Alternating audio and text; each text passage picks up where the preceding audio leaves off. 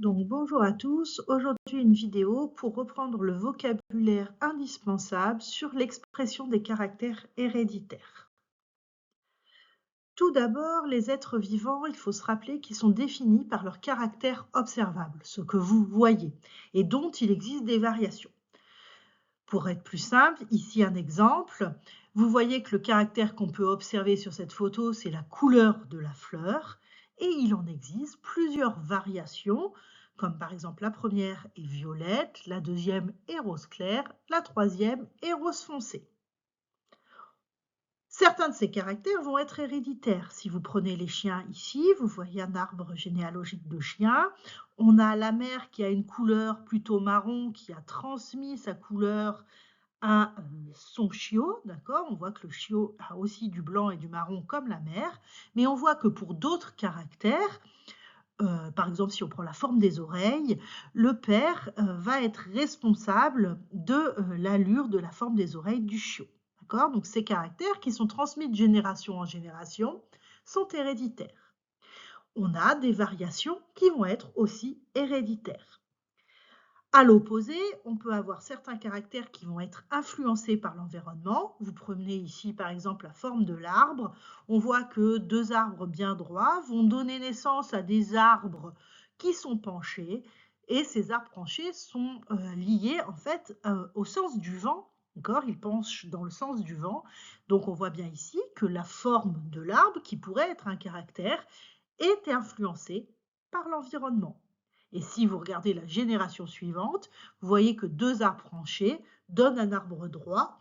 Donc on a bien ici montré que ce caractère n'est pas héréditaire, mais bien influencé par l'environnement. C'est un peu comme vous, si vous avez par exemple la peau claire et que vous allez vous faire bronzer, vous vous reproduisez à ce moment-là, vous n'allez pas avoir des enfants bronzés. Ils auront la peau claire comme vous. Le bronzage est un caractère influencé par l'environnement. Nous, ce qui nous intéresse ici, dans cette leçon, ça va être les caractères héréditaires. Comment ça se passe?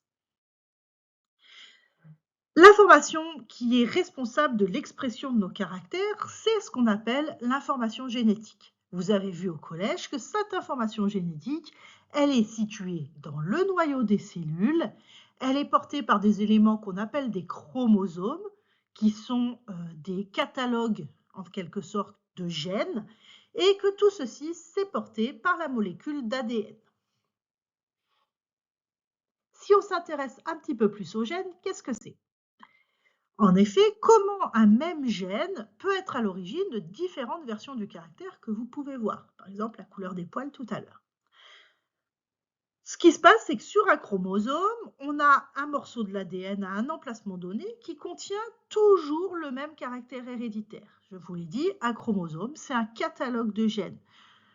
Vous avez deux exemplaires de chaque catalogue de gènes, un qui vient de votre père, l'autre qui vient de votre mère. Ça, c'est les bases de la génétique. On a un chromosome venant de notre père, un chromosome venant de notre mère qui forment des paires. Et toujours au même endroit, vous avez l'information qui va coder par un caractère. Par exemple, ici, si on prend la couleur de la fleur, sur ce chromosome, les petites bandes colorées, qu'on appelle gènes, représentent l'endroit où l'information couleur de la fleur est conservée, ou n'importe quelle autre information si vous voulez. Ce qui va se passer, c'est que comme il existe plusieurs versions des caractères, il va exister plusieurs versions des gènes. Ces versions différentes, c'est ce qu'on appelle des allèles. Si on prend une analogie, ici un gène est représenté par un t-shirt.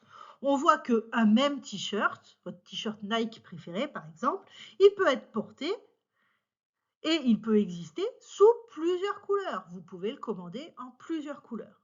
Donc ici l'analogie, le t-shirt, ce serait le gène, il existe, il a une réalité, il est toujours à la même place sur un chromosome, mais il peut exister en plusieurs versions. Et ces versions, c'est ce qu'on appelle allèles.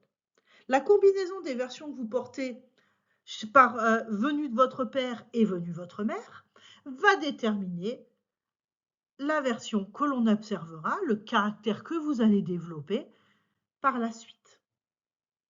Donc si on résume, finalement, un génome, c'est l'ensemble des gènes d'un individu, donc tous les catalogues contenus sur ces chromosomes. C'est le même pour tous les individus de l'espèce.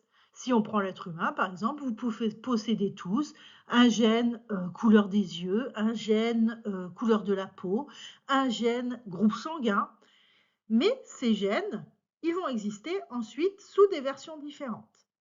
L'ensemble des versions différentes ou l'ensemble des allèles d'un individu, c'est ce qu'on va appeler le génotype. Et dans ce cas-là, le génotype, il est différent chez les individus d'une même espèce. Vous n'avez pas le même génotype que votre voisin de classe.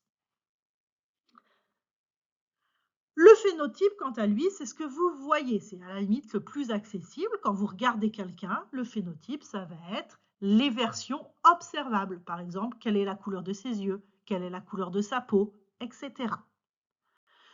Donc, si on résume dans le caractère héréditaire, le vocabulaire indispensable à avoir, c'est la notion de gène, la notion d'allèle, la notion de génome, de génotype et de phénotype. À bientôt!